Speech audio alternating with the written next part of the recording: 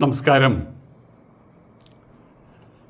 കൊള്ളക്കാർ കേട്ടിട്ടുണ്ടോ നിങ്ങൾ? കൊള്ളക്കാർ.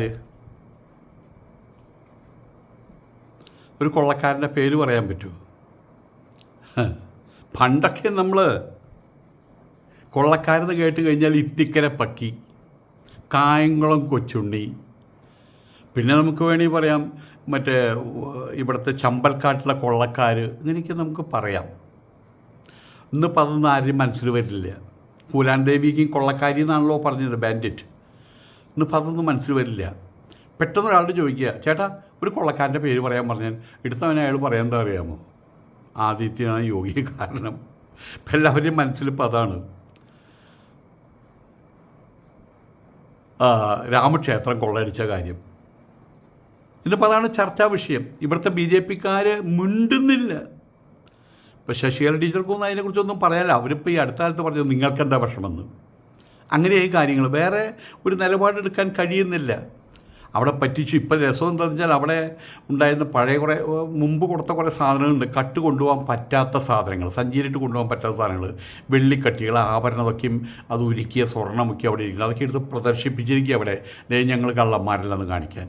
ഞങ്ങൾ കള്ളന്മാരല്ല, ഞങ്ങളെ കണ്ട കള്ളന്മാർ തോന്നുമോ എന്നൊക്കെയും ചോദിച്ച്. പക്ഷേ ജനങ്ങളുടെ ഉള്ളിൽ ആ സാധനം കയറി പറ്റിക്കഴിഞ്ഞു. കോടതിയിൽ പോകുന്ന സമയത്ത് അവിടെ തെളിവുകൾ, സാക്ഷികൾ, ന്യായക്കോടതിയാണ്. പക്ഷേ അവിടെയുള്ള ജനങ്ങളുടെ മനസ്സിൽ കാര്യങ്ങളെല്ലാം വ്യക്തമായി. ഇനി അവരൊരു വിധി പ്രസ്താവിക്കും. അവിടെ ഇലക്ഷൻ വരാൻ പോവുക. ബീഹാറിലും ഉത്തർപ്രദേശിലൊക്കെ ഇലക്ഷൻ വരാൻ പോവുക. ആ സമയത്താണ് അവരുടെ വിധി വരിക. അപ്പോൾ നമുക്ക് കാണാം അവിടെ എന്താ സംഭവിക്കുകയെന്ന് കാണാം. ഏതായാലും അവിടുന്ന് അടിച്ചു മാറ്റിയത് സ്വർണ്ണക്കട്ടികളല്ല, ഒക്കെ സമ്മതിച്ചു. വെള്ളിക്കട്ടികളല്ല, ഒക്കെ സമ്മതിച്ചു. അവിടുന്ന് അടിച്ചു മാറ്റിയത് ഇത്ര കോടി രൂപയില്ല, അതും സമ്മതിച്ചു. അവിടുന്ന് അടിച്ചു മാറ്റിയത് ഇത്ര കോടി രൂപയേ ഉള്ളൂ, അത് നിങ്ങൾ പറയുന്നുണ്ടല്ലോ. അതുകൊണ്ടാണല്ലോ കുറേ ചമ്പത്ത് റോയ, എന്തൊരു പേരെ ഈ ചമ്പത്ത് റോയ്, സമ്പത്ത് റോയും ചോക്കെ ചമ്പത്ത് റോയ്ക്കും പിടിച്ച് പുറത്താക്കിയതിന് വേണ്ടിയിട്ട്. അപ്പോൾ സംതിങ് ഹാപ്പി, എന്തൊക്കെ അവിടെ സംഭവിച്ചിട്ടുണ്ട് നോക്കുക. കളവ് എന്ന് പറയുമ്പോൾ ഒരാൾ കട്ടു എന്ന് പറയണമെങ്കിൽ 1,00,000 രൂപ കട്ട ആളെ കട്ടു കള്ളനെന്നും 1,00,000 കട്ടവരെ അരക്കള്ളനെന്നൊന്നും ആരും പറയാറില്ല. അവിടെ 10 രൂപ മോഷ്ടിച്ചാലും കള്ളം തന്നെയാണ്. അതിനകത്തുണ്ടായിരുന്ന ആൾക്കാർ മുഴുവൻ മോഡിയുടെയും മറ്റിങ്ങേരുടെ പേരെന്താണ്, നമ്മളുടെ യോഗിയുടെ ആൾക്കാരാണ്. അതാരാ? RSകാർ. അവരൊന്നും അറിയാണ്ട് ഈ സാധനം പുറത്തേക്ക് പോവില്ല. അത് പോട്ടെ. ഞാൻ പറഞ്ഞു വരുന്നത്, ഇപ്പോൾ ഞങ്ങൾ താജ്മഹൽ പൊളിക്കും. ഇപ്പോൾ കുറേ കാലമായിട്ട് അതും കിടന്ന് ചൊറിയാൻ തുടങ്ങിയിട്ടുണ്ട്. താജ്മഹൽ പൊളിക്കും, താജ്മഹൽ പൊളിക്കും, താജ്മഹൽ പൊളിക്കും. താജ്മഹൽ പൊളിച്ചിട്ട് ഞങ്ങൾ എന്താ ചെയ്യുക? അവരവിടെ അമ്പലം കെട്ടും. തേജോ മഹാലയ. അത് ഒരു ചരിത്രത്തിൽ എവിടെയും എഴുതി വെച്ചിട്ടില്ല, ഒരു ചരിത്രകാരന്മാരും എഴുതി വെച്ചിട്ടില്ല. വേദാന്തങ്ങളിലോ ഗീതയിലൊന്നും അതിനെക്കുറിച്ച് പറയുന്നില്ല, ഭാഗവത്തിലും അതിനെക്കുറിച്ച് പറയുന്നില്ല. ഇതൊരു തേജോ മഹാലയ എന്ന് പറഞ്ഞ സാധനം അവിടെ ഉണ്ടായിരുന്നു, യമുനാ തീരത്തെന്ന് ആരും പറയുന്നില്ല. ഇപ്പോൾ അവർക്കത് പൊളിക്കണം. പൊളിച്ചെന്ത് ചെയ്യുക? സ്വാഭാവികമായിട്ട് സംഘപരിവാറുകാരാണെങ്കിൽ അവിടെ ഒരു ശിവക്ഷേത്രം പണിയും. ശിവക്ഷേത്രം പണിത് കഴിഞ്ഞാൽ ഇവിടെയുള്ള ആൾക്കാർ മുഴുവൻ പ്രാർത്ഥന ആരംഭിക്കും. നിലവിളക്ക് കത്തിച്ചു വെച്ച് അവിടെ കോൺസെക്രേഷൻ നടക്കുന്ന സമയത്ത് ലാസ്റ്റ് പൂജ, അവിടെ മഹാ ആഹുതിയുണ്ട്.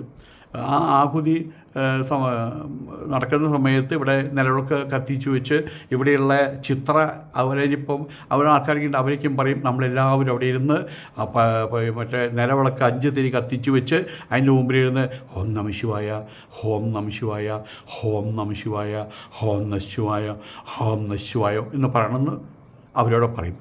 ഇത് ഇവിടുത്തെ ഹിന്ദുക്കൾ അനുഷ്ഠിക്കുകയും ചെയ്യും. ഇത് കഴിഞ്ഞ് ഇവിടുന്ന് കാറും വിളിച്ച് ലോറിയും വിളിച്ച് ഫ്ലൈറ്റിലും പല രൂപത്തിൽ അവിടെ പോയിട്ട് സ്വർണ്ണമാല അടക്കമുള്ളതൊക്കെയും, അതായത് ഹിന്ദുവിൻ്റെ സ്വപ്നങ്ങൾ പൂവടിഞ്ഞു. അമ്പലവും ഹിന്ദുവായിട്ടൊന്നും ഒരു ബന്ധമില്ല. ഒരു അമ്പലവും ഒരു ഹിന്ദുവായിട്ട് ബന്ധമില്ലെന്നുകൊണ്ട് വെറുതെ എല്ലാ വാസ്തവത്തിൽ. അമ്പലത്തിൻ്റെ ഇന്നത്തെ രൂപം ഇന്നലെ ഉണ്ടായിരുന്നില്ല. നമ്മൾ ഏതെങ്കിലും മറ്റേ ഉപനിഷത്തോ അല്ലെങ്കിൽ ഗീതയോ അതിൽ നോക്കി അമ്പലങ്ങൾ കാണാൻ കഴിയില്ല. ആദ്യമായിട്ട് അമ്പലം എന്ന് പറയുന്നത് രൂപരേഖ വരുന്നത് അത് മറ്റേ ബൊപ്പദേവൻ എഴുതിയ മഹാഭാഗവതത്തിലാണ്. ബ്രഹ്മാവ് എഴുതിയെന്ന് അവർ പറയുന്നത്. അത് അതിനകത്ത് ഇവരുടെ റോം ചക്രവർത്തിമാരുടെ കാര്യം വരെ അതിനകത്ത് എഴുതി വെച്ചിട്ടുണ്ട്. ചാണക്യൻ്റെ കാര്യം അതിനകത്ത് എഴുതി വെച്ചിട്ടുണ്ട്. അതിൻ്റെ ഭാഗവതം ബ്രഹ്മാവ് എഴുതിയെന്ന് പറയാൻ പറ്റുമോ? അപ്പോൾ അതിൽ പറയുന്ന രുക്മിണി അമ്പലത്തിലേക്ക് പോയതൊരു വാക്ക് പറയുന്നുണ്ട്. അതിനു മുമ്പൊന്നും ഈ ആരാധനയും മറ്റുള്ള കാര്യങ്ങളും ഉണ്ടായിട്ടില്ല. പിന്നെ ഇത്തരം കാര്യങ്ങൾ വേദവേദാന്തങ്ങൾ മനുഷ്യരിലേക്ക് പകർത്താൻ വേണ്ടിയിട്ട് ഉണ്ടാക്കിയ സംസ്ഥാപനങ്ങൾ മാത്രമാണ് മാനവദേഹത്തിൻ്റെ മനോഹരമായിട്ടുള്ള ഒരു ത്രിമാന ചിത്രമാണ് അമ്പലങ്ങൾ. പക്ഷെ ഇപ്പോൾ അവിടെ നടക്കുന്നത് ആന, വെടി, മിമിക്രി, നാടകം, യൂഫോറിയ, നിന്നുതൊഴിൽ, സിനിമാറ്റിക് ആട്ടം, കോടികൾ മുടക്കിയിട്ട് അതും നമ്മൾ കാണുന്നുണ്ട്. അപ്പോൾ ഇവിടെ ഇപ്പോൾ അവർ ബാബറി മസ്ജിദ് പൊളിച്ചിട്ട് അവിടെ ശ്രീരാമക്ഷേത്രം പണിതു. എന്നിട്ട് എന്താ ഉണ്ടായത്? ഇപ്പോൾ ശ്രീരാമക്ഷേത്രത്തെക്കുറിച്ച് നമ്മൾ കേൾക്കുന്ന സമയത്ത് എന്തായി അവിടുത്തെ കാര്യം? കൊള്ളയുടെ കാര്യം ഇതല്ലേ ചോദിക്കുക. അപ്പോൾ അവിടെ ആളുകൾ കുറഞ്ഞു തുടങ്ങി. അതിൻ്റെ ചുറ്റുമുള്ള ആൾക്കാർ പോലും ഇതിനെതിരാണ്. കാരണം അവർക്ക് സത്യങ്ങൾ അറിയാലോ. അതുകൊണ്ടാണ് കഴിഞ്ഞ ഇലക്ഷനിൽ ആ അസംബ്ലി കോൺസ്റ്റിറ്റ്യൂഷനിൽ അസംബ്ലി എന്തായാലും പറയുക, ആ ഏരിയ ഉണ്ടല്ലോ, ഒരു MLA-യുടെ ഏരിയ, അവിടെ MLA തോറ്റുപോവുകയാണ് ചെയ്തത്. BJP MLA തോറ്റുപോവുകയാണ് ചെയ്തത്. കാരണം എന്താണ്? അവരുടെ ചെയ്തികൾ അവിടെ അറിയാം. ഇവിടെ നമ്മൾ TV-യിൽ അറിയുന്ന കാര്യങ്ങൾ മാത്രമേ ഉള്ളൂ. ഇപ്പോൾ ഒരു അടുത്ത പരിപാടി, അപ്പോൾ അതൊക്കെ മറച്ചു വെക്കാൻ കൂടി ഉദ്ദേശിച്ചുകൊണ്ടാണ് അടുത്ത പരിപാടി ആരംഭിച്ചിരിക്കുകയാണ്. താജ്മഹൽ പൊളിക്കണം. ഇന്നല്ലെങ്കിൽ നാളെ ഇവന്മാരാണ് ഭരിക്കുന്നതെങ്കിൽ ഇന്നല്ലെങ്കിൽ നാളെ അത് സംഭവിക്കും. അങ്ങനെ ഓരോന്ന് പൊളിക്കുമ്പോഴല്ലേ അടുത്ത പ്രാവശ്യം അധികാരത്തിൽ കയറാൻ പറ്റുള്ളൂ. ഇവരവിടെ പൊളിച്ചു കഴിഞ്ഞാൽ അവരെന്താ ചെയ്യാൻ പോണത്? അതാണ് ഏറ്റവും വലിയ രസം. എന്താ സത്യത്തിൽ ഇവർ ചെയ്യേണ്ടത്? അത് നമ്മളറിയണം. മുമ്പ് അഫ്ഗാനിസ്ഥാനിൽ ബാമിയൻ എന്ന് പറഞ്ഞ സ്ഥലത്തോ മറ്റോ ബാമിയൻ പ്രതിമകളുണ്ടായിരുന്നു. അത് ബുദ്ധമത പ്രതിമകളായിരുന്നു. വളരെ ഉയരത്തിലൊക്കെയുള്ള പ്രതിമകളാണ്. അന്നത്തെ കാലത്ത് അതൊരു മോണ്യുമെൻറ്റ്സായിട്ട് സംരക്ഷിച്ച് അത് ഞങ്ങളുടെ നാടിൻ്റെ ആ പഴമ, അതിൻ്റെ മഹിമ, അതിൻ്റെ പെരുമ അത് കാണിക്കല്ലേ ചെയ്യേണ്ടത്. അതിന് പകരം താലിബാൻകാർ വന്നിട്ട് റോക്കറ്റ് ഉപയോഗിച്ചുകൊണ്ട് അതങ്ങോട്ട് തകർത്തു. ബാമിയൻ പ്രതിമകൾ തകർത്തു. അത് അവരുടെ അവിവേകം. അന്നേ സമയത്ത് ഇവിടെ ഉള്ള സംഘപരിവാറിൻ്റെ ആളുകൾ, ഇവിടെ ഉണ്ടായ ജന്മഭൂമി, ഇവിടെ അന്ന് ഇതൊന്നും ഉണ്ടായിരുന്നില്ല ഉണ്ട്, ജനം TV ഒന്നും ഉണ്ടായിരുന്നില്ല ഉണ്ട്. പക്ഷേ പിന്നീട് ജനം TV ക്കാരും എല്ലാവരും അതിനെക്കുറിച്ച് അയ്യോ കണ്ടില്ലേ കഷ്ടമായി പോയി അവിവേകികളാണ് അഫ്ഗാനിസ്ഥാൻകാർ, അത് നിലനിർത്തലേ വേണ്ടതെന്നൊക്കെയും പറഞ്ഞു. ഇതുപോലെ തന്നെ താജ്മഹൽ അതാര് പണിതു എന്നുള്ളതല്ല, എന്തിനു വേണ്ടി പണിതു എന്നുള്ളതല്ല, അതൊരു ശവകുടീരാണോ അല്ലയോ എന്നുള്ളതല്ല. ഇന്ന് ഇന്ത്യയിലുള്ള ആളുകൾ എല്ലാവരിലും ഒരു 10 ആളോട് നിങ്ങൾ നേരത്തെ നിന്ന് ചോദിക്കുകയാണ്, നിങ്ങൾക്ക് ഇന്ത്യയിൽ എന്ത് കാണാൻ നിങ്ങൾക്ക് ആഗ്രഹം എന്ന് ചോദിച്ചാൽ അവരുടെ 10 പേരും 9 പേരും പറയും താജ്മഹൽ കാണണമെന്നൊരാഗ്രഹമുണ്ട്. എല്ലാവരും മനസ്സിലുള്ളതാണ് താജ്മഹൽ. ആ താജ്മഹൽ അതുപോലെ നിലനിർത്തുകയല്ലേ വേണ്ടത് വാസ്തവത്തിൽ. അവരെ പുരാണക്കില, അതുപോലെ തന്നെ ജുമാ മസ്ജിദ്, അതുപോലെ തന്നെ റെഡ് ഫോർട്ട്, ഇതെല്ലാം ഇടിച്ച് തകർത്ത് ഇവിടെ നമ്മളൊരു കാര്യം, ഒരു ചിന്താവിഷയം, പ്രവാചകനായിട്ടുള്ള മുഹമ്മദ് നബി, അദ്ദേഹത്തെക്കുറിച്ച് ഒരാൾ എനിക്ക് ഇതുമായിട്ട് ബന്ധപ്പെട്ട് എനിക്ക് അയച്ചു തന്നൊരു ചെറിയൊരു ലേഖനം എനിക്ക് വളരെ ഇഷ്ടപ്പെട്ടു. അതിൽ പറയുന്നത് ഹിന്ദുമത വിശ്വാസികൾ ഇന്നിപ്പോൾ ഈ എന്തായാലും പറയുക താജ്മഹൽ പൊളിക്കുമെന്ന് പറഞ്ഞ് നടക്കുന്ന ആളുകളുടെ ഗൂഢോദ്ദേശം മനസ്സിലാക്കേണ്ടതുണ്ട്. അങ്ങനെ ചെയ്തു കഴിഞ്ഞാൽ ഈ ബാമിയൻ പ്രതിമ തകർത്തപ്പോൾ അഫ്ഗാനിസ്ഥാൻകാർക്ക് ഒരു ഗ്രേസും ഉണ്ടായില്ല, കൂടാൻ പോയില്ല, നാണം കെടുകയാണ് ചെയ്തത്. അവർ അവിവേകികളെന്ന് പറയുകയാണ് ചെയ്തത്. അതുപോലെ ഈ നമ്മുടെ ഭാരതവും ലോക ജനങ്ങളുടെ ഇടയിൽ അവർ അവഹേളിക്കപ്പെടും. നമുക്കുണ്ടെന്ന് പറയുന്ന ധർമ്മപാത വെറുമൊരു മായാസ്വരൂപം മാത്രമാണ്, സത്യമല്ലെന്ന് ലോകമുട്ടുള്ള ആൾക്കാരെ വിളിച്ചു പറയും. താജ്മഹലിനെ പൊളിച്ചു കളയുക, എന്നിട്ട് അതിനെ തേജോ മഹാലയ എന്ന് പറയുന്ന ക്ഷേത്രമാക്കുക. ഇതിലിപ്പോൾ ഇന്നലെയാണ് പശ്ചിമ ബംഗാളിൽ ഒരു ക്രിസ്ത്യൻ ദേവാലയം അടിച്ചു പൊളിച്ചു കാണുന്നത്. അതിൻ്റെ മേലൊരാൾ കയറിയിട്ട് കുരിശിന് 2 സ്വരൂപമുണ്ട്. ഒന്നും മരം കൊണ്ട് ഇതിങ്ങനെ വെച്ച്. പക്ഷെ അത് ക്രിസ്ത്യൻ ആളുകളുടെ ഉള്ളിൽ ഇങ്ങനെ വെച്ചൊരു സാധനമല്ല, അത് അവർ ആരാധിക്കുന്നൊരു സാധനമാണത്. കുരിശിനെ ആരാധിക്കുന്നുണ്ട് അവർ. കുരിശ് ഒരർത്ഥത്തിൽ സ്വസ്തിക ചിഹ്നമാണെന്ന് പറയുന്നു. ഇങ്ങനെയുണ്ട്. അത് ചില മാർത്തോമ ഏതോൻ്റെ കുരിശ് കണ്ടാൽ നമുക്ക് അറിയാൻ പറ്റും. അല്ലാതെ യേശുക്രിസ്തുവിനെ തൂക്കിക്കുന്ന കുരിശ് എന്നുള്ള അർത്ഥത്തിൽ കൂടി എടുക്കേണ്ടതില്ല. അതിന് മറ്റൊരു വെർഷനുണ്ട്, ഞാൻ മുഴുവൻ പറയുന്നില്ല. സൂര്യാരാധന അതുമായിട്ട് ബന്ധപ്പെട്ടാണെന്ന് പറയും. എനിവേ അവരതിനെ ആരാധിക്കുന്നുണ്ട്. കുരിശ് കഴുത്തിൽ തൂക്കിയിട്ട് നടക്കണം കണ്ടിട്ടില്ലേ?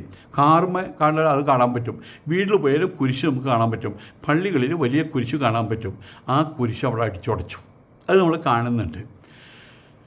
ഇവിടെ നമ്മൾ മനസ്സിലാക്കേണ്ടത്, പ്രവാചകനായിട്ടുള്ള മുഹമ്മദ് നബി അദ്ദേഹം ഒരു യുവാവ്. ആ കാലഘട്ടത്തിൽ അദ്ദേഹം നമുക്കെല്ലാവർക്കും അറിയാം, ഖദീജ ബീവി വലിയൊരു ബിസിനസ്സുകാരിയായിരുന്നു. അപ്പോൾ അവർ ഈ മുഹമ്മദ് എന്ന് പറയുന്നത് തന്നേക്കാൾ 10-15 വയസ്സിന് താഴെയുള്ള 15 വയസ്സോ എത്ര എനിക്ക് കൃത്യമായിട്ട് ഓർമ്മയില്ല, അത്രയും താഴെയുള്ള അദ്ദേഹത്തോട് പറഞ്ഞു, നീ മിടുക്കനാണ്, നീ സത്യസന്ധനാണെന്ന് നിൻ്റെ അമ്മാവൻ പറഞ്ഞു, നിൻ്റെ വളർത്തച്ഛൻ പറഞ്ഞു, അബൂ ത്വാലിബ് പറഞ്ഞു, എനിക്കിനിയൊന്നും പറയാനില്ല. അദ്ദേഹം പറഞ്ഞാൽ ഞാൻ വിശ്വസിക്കുന്നു, നിന്നെ ഞാൻ ബിസിനസ്സിന് അയക്കുന്നു. അങ്ങനെ ബിസിനസ്സിന് പോയി. അദ്ദേഹം അങ്ങനെ പോയി സിറിയ ഉൾപ്പെടെയുള്ള സ്ഥലങ്ങളിലേക്കും ചുറ്റുന്ന സമയത്താണ് വാസ്തവത്തിൽ ഇവിടെ കാണുന്ന 10, 300, 400, 365 ഓരോ ദിവസവും ഓരോന്നിനെ പൂജിച്ചിരുന്നെന്നാണ് പറയുന്നത്. ഉസാലാത്ത, മനാത്ത, ഹുബൈൽ, അങ്ങനെ കുറേ ഉണ്ടായിരുന്നു. അൽ ഹുബൈൽ, അൽ ഉസ, അൽ മനാത്ത, അൽ എന്നൊക്കെ പറഞ്ഞുണ്ടായിരുന്നു. അതൊന്നുമല്ല ശരി. മറ്റു ചില മതങ്ങളെക്കുറിച്ചുള്ള ധാരണകൾ, അനുഭവങ്ങൾ അദ്ദേഹത്തിനുണ്ടാകുന്നത് ഈ കച്ചവടത്തിന് പോയ സമയത്താണ്. മക്കയിൽ ഉള്ള അന്നത്തെ ജീവിതം, ജാഹിലിയ കാലഘട്ടത്തിലെ ജീവിതം, ഒരു ലക്കും ലഗാനും ഇല്ലാത്തൊരു ജീവിതം. മതമുണ്ടോ എന്ന് വെച്ചാൽ മതമുണ്ട്, അപ്പം കിട്ടുന്ന സാധനം കുത്തിവെച്ച് അതിൻ്റെ മുമ്പിൽ പൂവിട്ട് പൂജിക്കപ്പെടുത്ത ഹിന്ദുക്കൾ ചെയ്യണ പോലെ. അപ്പോൾ അതിൽ ആ മതജീവിത ശൈലിയിൽ നിന്നും വളരെ ഭിന്നമായിട്ടുള്ള മതങ്ങൾ, അതിൻ്റെ ഒരു രൂപം അദ്ദേഹം അവിടെ കാണുകയാണ്. അതിൽ ക്രിസ്ത്യൻ മതമുണ്ട്, ജൂത മതമുണ്ട്. മദീനയിൽ അദ്ദേഹം അത് കാണുകയാണ് അവിടെ പോയ സമയത്ത്. ബിസിനസ്സിന് പോയപ്പോഴും കണ്ടു. പിന്നീട് മദീനയിൽ പോകേണ്ട ഗതികേട് അദ്ദേഹത്തിന് വന്നല്ലോ. അദ്ദേഹത്തെ അവിടേക്ക് ഹിജറ പോകേണ്ട വന്നല്ലോ. അവിടെയും വെച്ച് കണ്ടു. മക്കയിലെ ന്യൂനപക്ഷമായിട്ടുള്ള ക്രിസ്ത്യാനികൾ, മക്കയിൽ അന്ന് ക്രിസ്ത്യാനികൾ ഉണ്ടെന്ന് പറയപ്പെടുന്നു, ന്യൂനപക്ഷമായ ക്രിസ്ത്യാനികൾ, മദീനയിൽ ഹിന്ദുക്കൾ, മറ്റേ യഹൂദരുണ്ട്. ആ യഹൂദരിലും ക്രിസ്ത്യാനികളിലും അദ്ദേഹം കണ്ട ഒരു അന്നത്തെ കാലത്തെ ഒരു സിവിലൈസ്ഡ് ആയിട്ടുള്ളൊരു ദൈവിക കൾച്ചർ, തിയോ സ്ട്രക്ചർ, അത് മക്കയിൽ അദ്ദേഹത്തിന് കാണാൻ പറ്റിയില്ല.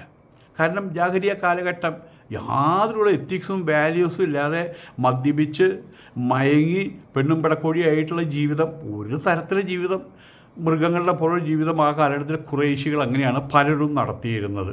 അതിനുള്ള വിവരം ഉണ്ടായിരുന്നുള്ളൂ. പിന്നെ ബഹുദേവത ആരാധനയും അദ്ദേഹത്തെ. അതുകൊണ്ട് മക്കയിൽ ഈ കാണുന്ന ജൂതന്മാരുടെയോ അതല്ലെങ്കിൽ അവിടെയുള്ള ക്രിസ്ത്യാനികളുടെ അന്തസ്സും ആഭിജാത്യവും മക്കയിൽ അന്ന് കാണാൻ കഴിഞ്ഞില്ല. അദ്ദേഹത്തെ അത് വളരെ വലിയ രൂപത്തിൽ അത് ചിന്തിപ്പിച്ചു.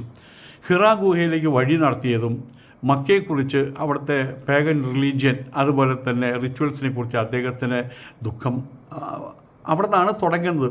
ഇങ്ങനെയുള്ള മതങ്ങളുണ്ടല്ലോ, പക്ഷേ ഇത് ഖുറൈശികളായിട്ടുള്ള ആളുകൾ എന്തൊക്കെയാണ് ചെയ്യുന്നതെന്നുള്ള ദുഃഖം, ദീർഘമായിട്ടുള്ള ചിന്തയുടെ, അതുപോലെ അദ്ദേഹം മനനം ചെയ്യുന്നതിൻ്റെ അടിസ്ഥാനത്തിൽ അദ്ദേഹത്തിൻ്റെ ബുദ്ധിമണ്ഡലത്തിലേക്ക് ഇറങ്ങി വന്നൊരു കാര്യമാണ് വാസ്തവത്തിൽ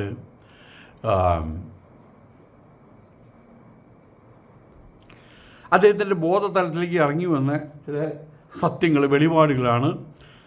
അദ്ദേഹം തപസ്സിരുന്നിട്ടും അത് നമുക്കെല്ലാവർക്കും അറിയാവുന്ന കാര്യമാണല്ലോ. ആ ദീർഘമായ ചിന്തയുടെ മനനത്തിൻ്റെ അവസാനം അദ്ദേഹത്തിൻ്റെ ബോധമണ്ഡലത്തിലേക്ക് ഇറങ്ങി വന്ന ദൈവികമായിട്ടുള്ള ബോധം, അതാണ് പിന്നെ അദ്ദേഹത്തെ നയിച്ചത്. അദ്ദേഹത്തിൻ്റെ ഒപ്പമുള്ള ആളുകളെയും നയിച്ചത് അത് തന്നെയാണ്. പൂർവ്വമതങ്ങളെയും വേദങ്ങളെയും പ്രവാചകരെയും സന്യാസിമാരെയും തൻ്റെ ഇസ്ലാം എന്ന വിശാലമായ ആകാശത്തേക്ക് ആഗിരണം ചെയ്യുകയാണ് ചെയ്തത്. അതിൽ കാലവും നീതിയും കരുണയും ആവശ്യപ്പെടുന്ന മാറ്റങ്ങൾ സ്വീകരിക്കുകയും ചെയ്യുകയാണ് ചെയ്തത്. യഹൂദൻ്റെ പരിച്ഛേദന കർമ്മം മുതൽക്ക് മക്കാ നിവാസികളുടെ ഹജ്ജ് വരെ അതിൽ തെളിഞ്ഞു കാണുന്നുണ്ട്. അതാണിപ്പോൾ ഏകദേശം ഇന്നത്തെ രൂപത്തിലുള്ള ഇസ്ലാമിനെ നമ്മൾ അറിയപ്പെടുന്നത് അങ്ങനെയാണ്. നൂറുകണക്കിന് വിഗ്രഹങ്ങളെ പൂജിച്ച് മറ്റൊന്നിനും സമയമില്ലാതിരുന്ന തൻ്റെ മക്ക സമൂഹത്തെ, എന്തിനേറെ മക്കൾ മരിച്ചു പോകുന്ന സമയത്ത് ഖദീജ ബീവി മക്കയുടെ ഹറാമിനകത്ത് പോയി അവിടെ കിടന്ന് കരഞ്ഞ്, അവിടെ തലയടിച്ച് കരഞ്ഞ് പ്രാർത്ഥിക്കുന്നത് കണ്ട സമയത്ത് നബി തിരുമേനി ഒന്നും പറയാൻ പോയില്ല. അവരെ ഒരിക്കലും ദേഷ്യപ്പെട്ടിട്ടില്ല. അദ്ദേഹം തിരിച്ചു നടക്കും, അത് കാണേണ്ട തിരിച്ചു നടക്കുകയാണ് ചെയ്യുന്നത്. അതായിരുന്നു ബഹുദേവത ആരാധനയുടെ രൂപം അവിടെ. അപ്പോൾ ആയതുകൊണ്ട് തന്നെ നൂറുകണക്കിന് 365 എന്നൊക്കെ ആരും കളിയാക്കി പറയും. ദിവസം ഓരോ വിഗ്രഹങ്ങൾ വെച്ചാൽ പൂജിക്കുന്നതെന്നൊക്കെ പറയും. മറ്റൊന്നിനും അവർക്ക് സമയം ഉണ്ടായിരുന്നില്ല. ആയതുകൊണ്ട് തൻ്റെ മക്ക സമൂഹത്തെ വലുതാക്കിയെടുക്കാൻ അദ്ദേഹം എന്താ ചെയ്തത്? മദീനയിലെ ജൂത സിനഗോഗ്, നജ്റാനിലെ ക്രിസ്ത്യൻ ഖനീസ, അതൊക്കെ അടിച്ചു പൊളിച്ചു കഴിഞ്ഞാൽ അതല്ല അദ്ദേഹത്തിൻ്റെ മനസ്സിൽ വന്നത്. അതൊക്കെ ഇല്ലാതാക്കി മാറ്റുക. അതായത് തന്നിൽ നിന്ന് വിഭിന്നമായിട്ട് എല്ലാത്തിനും ഇല്ലാതേക്ക് മാറ്റാനല്ല ശ്രമിച്ചത്. അതിൽ തനിക്ക് ഏറ്റെടുക്കാനും തനിക്ക് ഉൾക്കൊള്ളാനും അതിൻ്റെ പേരിൽ തൻ്റെ ജീവിതം സുലഭമാക്കാനും വല്ലതും അവിടെ ഉണ്ടോ? അതാണ് അദ്ദേഹം ചോദിച്ചത്. നമ്മളൊക്കെ ഷോപ്പിങ്ങിനൊക്കെ ചിലപ്പോൾ ദുബായിൽ പോകുന്ന സമയത്ത് പറയല്ലേ, ഭാര്യ ഭർത്താവിനോട് പറയും, അതെ ചേട്ടാ ഈ കർട്ടൻ വാങ്ങിക്കാം, അത് നമ്മളുടെ കിഴക്ക് വശത്ത് നല്ല ഭംഗിയായിരിക്കും എന്ന് പറയുന്ന പോലെ അവിടെ എന്താണ് മറ്റു മതത്തിൽ എന്താണ് നല്ലതുള്ളത് അതിനെ ആവാഹിച്ചെടുക്കുക. അതാണ് നബി തിരുമേനി വാസ്തവത്തിൽ ചെയ്തത്. അല്ലാതെ അതിനെ പൊളിച്ചു കളയല്ല ചെയ്ത് തൻ്റെ മക്ക സമൂഹത്തെ സംസ്കരിക്കാൻ വേണ്ടിയിട്ട് മദീനയിലെയും നജ്റാനിലെയും സാംസ്കാരിക ചരിത്രം, അതിൻ്റെ സംസ്കാരത്തിൻ്റെ പശ്ചാത്തലം, അതിൻ്റെ അളവുകോലുകൾ അതെല്ലാം ഉപയോഗിക്കുകയാണ് പ്രവാചകനായിട്ടുള്ള മുഹമ്മദ് നബി എന്ന് പറഞ്ഞ അതിബുദ്ധിമാനായിട്ടുള്ള അന്നത്തെ യുവാവ് അദ്ദേഹം അത് ചെയ്തത്. ഒരു സംസ്കാരത്തെയും അടിച്ചു തകർത്താൽ നിങ്ങളുടെ സംസ്കാരം വലുതാകും എന്ന് നിങ്ങൾ കരുതുന്നുണ്ടോ? വൈക്കം മുബഷീർ പറഞ്ഞ പോലെ ഒന്നിനെ ഇങ്ങനെ ഒന്നെഴുതി അതിന് ചെറുതാക്കാൻ 2 മാർഗ്ഗമുണ്ട്. ഒന്നിനെ അതിലവിടെ അടിച്ചു മാറ്റി കളയുക, അതിനെ അപ്പുറത്ത് വലിയൊരു എഴുതുക. ഇതിലേതാണ് നല്ലത്? ഒരു സംസ്കാരത്തെയും അടിച്ചു തകർത്താൽ നിങ്ങളുടെ സംസ്കാരം വലുതാവുകയില്ല, അത് ഭൂമുഖത്ത് അവഹേളിക്കപ്പെടുകയാണ് ചെയ്യുക, അവസാനം നിഷ്കാസനം ചെയ്യപ്പെടുകയാണ് ചെയ്യുക. ഇന്ന് ഹിന്ദു മതത്തിൻ്റെ അവസ്ഥ അതാണ്. അവരോട് നിങ്ങളാരാ? ഞാൻ ഹിന്ദുവാണ്. എന്തുകൊണ്ടാണ് നിങ്ങൾ ഹിന്ദുവായേ? എന്താ ഹിന്ദു മതത്തിൻ്റെ അടിസ്ഥാന ശിലകൾ? എന്താണ് ഉപനിഷത്ത്? ഇതാണ് സ്ഥിതി. ഇവിടെ ഹിന്ദുത്വവാദം പറഞ്ഞു നടക്കുന്ന ആളുകൾ അവർക്ക് ആർക്കും ഹിന്ദു മതമെന്ന് പറയുന്ന ആ തെങ്ങുമ്മ പടർന്നു കയറാൻ വേണ്ടിയിട്ട് ഉള്ള വെറ്റിലക്കൊടിക്ക് അങ്ങനെ വേണമല്ലോ പടർന്നു കയറാൻ, അതിന് മാത്രം അവർ ഉപയോഗിക്കുകയാണ്. തങ്ങളുടെ സ്ഥാനം ഉറപ്പിക്കാൻ, തങ്ങളുടെ പുതിയ ഗ്രൂപ്പ് ഹിന്ദുത്വ ഗ്രൂപ്പിനെ ഉറപ്പിക്കാൻ വേണ്ടി ഹിന്ദു മതത്തിനെ ചാരി നിൽക്കുന്നു മാത്രമേ ഉള്ളൂ. അവർക്ക് ഹിന്ദു മതവും അവർക്ക് ഇഷ്ടമില്ല എന്നുള്ളതാണ്. ഇപ്പോൾ താജ്മഹൽ പൊളിക്കാൻ അവരുദ്ദേശിക്കുകയാണ്. താജ്മഹൽ പൊളിക്കാന്ന് വെച്ചാൽ അങ്ങനെ പറഞ്ഞ് അതിനവിടെ കയറ്റിക്കൊണ്ടിരും. 2 ടേം കൂടി കിട്ടിയാൽ അവർ താജ്മഹലും പൊളിക്കും. അങ്ങനെ പൊളിച്ചാൽ എന്താ ചെയ്യുക? അവിടെ അപ്പുറത്ത് ശ്രീരാമക്ഷേത്രം ഉണ്ടാക്കിയ പോലെ ഇവിടെ ഒരു ശിവക്ഷേത്രം ഉണ്ടാക്കും. എന്നിട്ട് എന്താ ചെയ്യുക?